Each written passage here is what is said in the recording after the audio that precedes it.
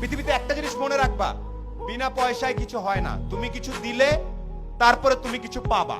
এটা সবচেয়ে আমাদের সবার মন খারাপ হয়ে যায়, আমাকে ডাকলো না কেন, আমাকে সম্মান দিল না কেন, আমাকে ট্যালেন্ট পুলে বৃত্তি দিল না কেন, কারণ তুমি ভালো একটা খাতা জমা দিতে পারো নাই। এই জন্যে আমি আবারও ব্যাক করি, আমি সোলায়মান সুখন।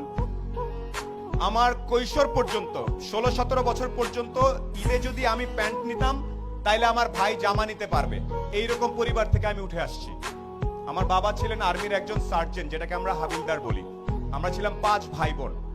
সে অবস্থা থেকে আল্লাহর রহমতে এখন অনেক ভালো জায়গায় আছি। এই গল্পটা ছোট্ট করে একটু বলবো। আমি নর্মাল বিভিন্ন জায়গায় পড়াশোনা করছি। গাড়ির সিট বেল্ট কেমনে বাঁধতে হয় সেটা আমি আসলে 18 বছর পর্যন্ত জানতাম না। গাড়ির সিট বেল্ট এদিক থেকে টাই নাই না এদিকে বাঁধতে আমি জানতাম না।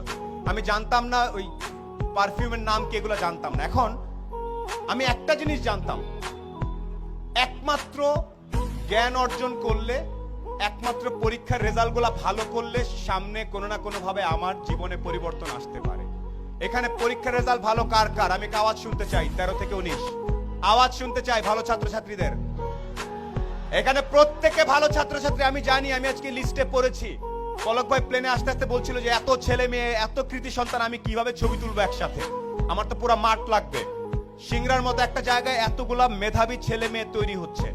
একটা সাজেশন তোমাদের সবার প্রতি, যারা তরুণ, এখানে যখনই চিন্তা করবা, এনি টাইম তোমার বয়স 14, তুমি একভাবে চিন্তা করবা যে আমি, আমার বয়স 14, নিউ ইয়র্কের একটা 14 বছর, আমেরিকার একটা 14 বছরের ছেলের সাথে যদি আমি 1 ঘন্টা কথা বলি, ও জিতবে নাকি আমি জিতবো।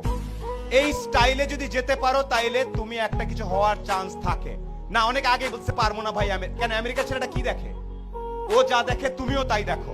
ইন্টারনেট আছে না, আমি তোমাদের শেখ কামাল ডিজিটাল ল্যাব দেখে আসছি। আমি জানি এই আমতলা ইন্টারনেটের কারণে ছেলে পেলে এসে বসে বসে কাজ করে, আমি জানি এটা। আমেরিকার ছেলেটা যে ইন্টারনেট ইউজ করতেছে, তুমি একই ইন্টারনেট ইউজ করতেছো না? কে কে আওয়াজ? না ভাইয়া, আমি তো ইন্টারনেটে খালি গান দেখি আর একটু ফেসবুক করি, তাইলে হবে না। আবার একটু বলি কিছু কিছু বেসিক জিনিস। আজকে এই প্রোগ্রাম নাচা গানা শেষ হয়ে সবাই চলে যাওয়ার পরে বাসায় যাবা, শাওয়ার নিয়ে ঘুমানোর আগে একটু দাঁড়ায় বলবা, একটা লোক আসছিল কালো করে, ভাঙ্গাচোরা, দেখা তো খুব একটা ভালো মনে হলো না, বাট উনি একটা কথা বলছে, আমি যদি নিজেকে পৃথিবীর যে কোনো মহাদেশের 14-15 বছর একটা ছেলে বা মেয়ের সাথে সমান সমান দাঁড়ায় 1 ঘন্টা কথা বলার মতো ক্যাপাসিটি না থাকে, তাহলে আমি আর অনেক পিছায় আছি। এই সাহস কার কার আছে? আমেরিকার একটা ছেলের সাথে 1 ঘন্টা, আয় বাবা তোর সাথে আলাপ করি, আয় তোর একটু চলন বিলের স্টাইল শিখায়, আয়, এটা কে কে করতে পারবে?